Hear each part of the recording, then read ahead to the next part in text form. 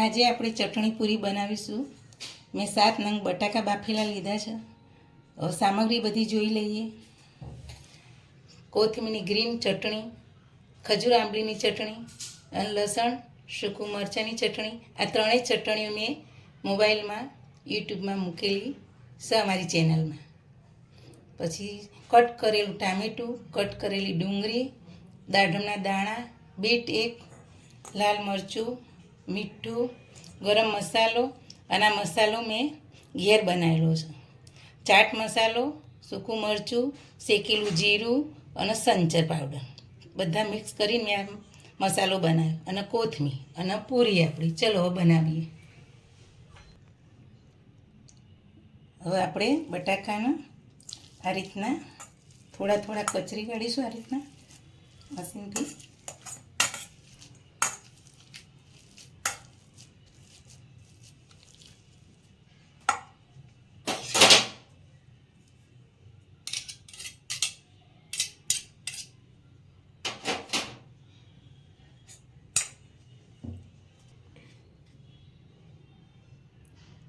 અડધી ચમચી લાલ મરચું,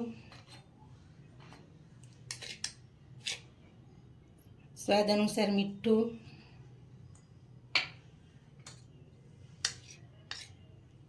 અડધી ચમચી ગરમ મસાલો, થોડી કોથમીર. બધું મિક્સ કરી દઈએ.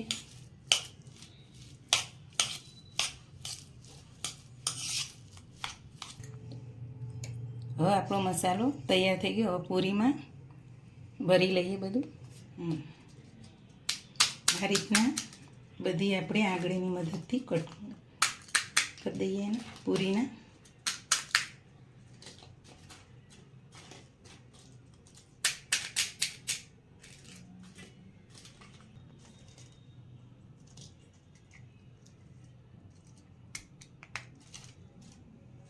આ રીતના માવો ભરી લઈએ અંદર.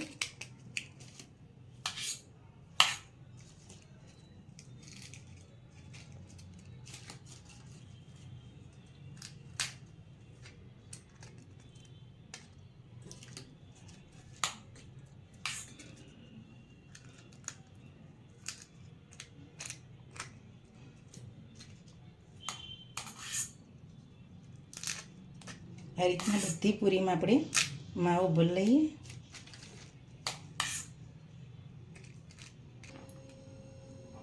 હવે આપણે ટામેટાં નાખીશું અંદર બધી પૂરીની અંદર. આ રીતે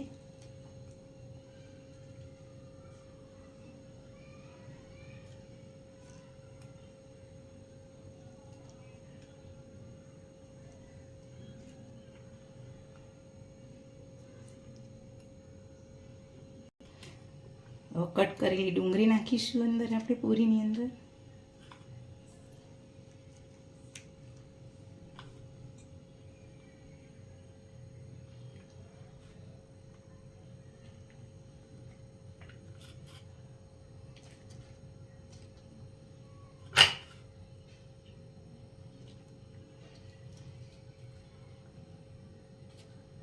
હવે આપણે દાડમના દાણા નાખીશું પૂરીની અંદર.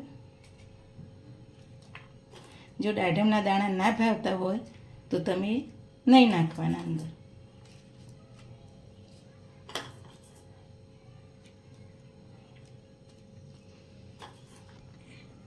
હવે આપણે ગ્રીન ચટણી નાખીશું.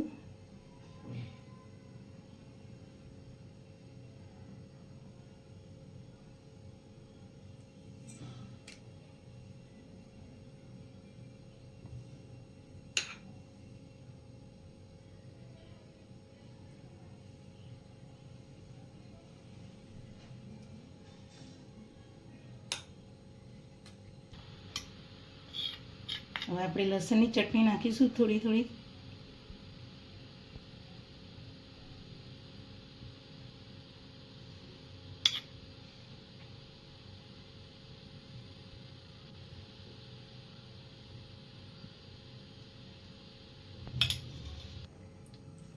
હવે આપણે ખજૂર આંબલીની ચટણી નાખીશું અંદર.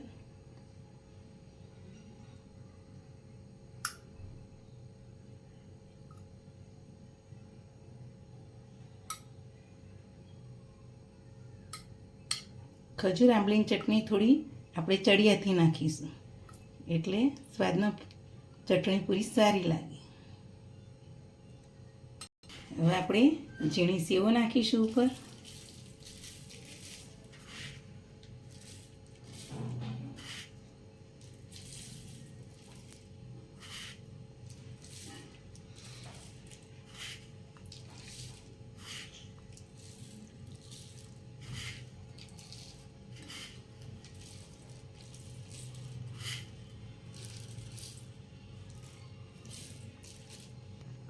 હવે આપણે ઘરે બનાવેલો મસાલો નાખીશું.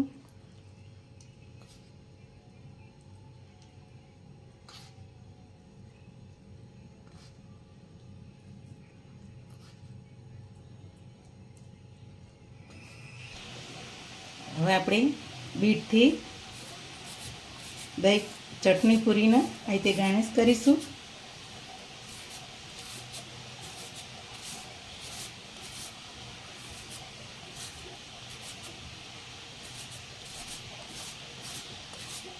હવે આપણે કોથમીરથી ગાર્નિશ કરીશું.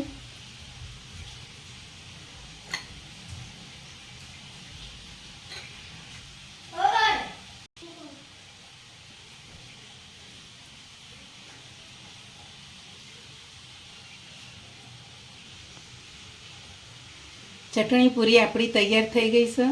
મારી આ નવી નવી વાનગી જોવા માટે મારી ચેનલને શેર કરજો, સબસ્ક્રાઈબ કરજો અને લાઈક કરજો. જો આપણી ચટણી પૂરી તૈયાર, સરસ મજાની. જો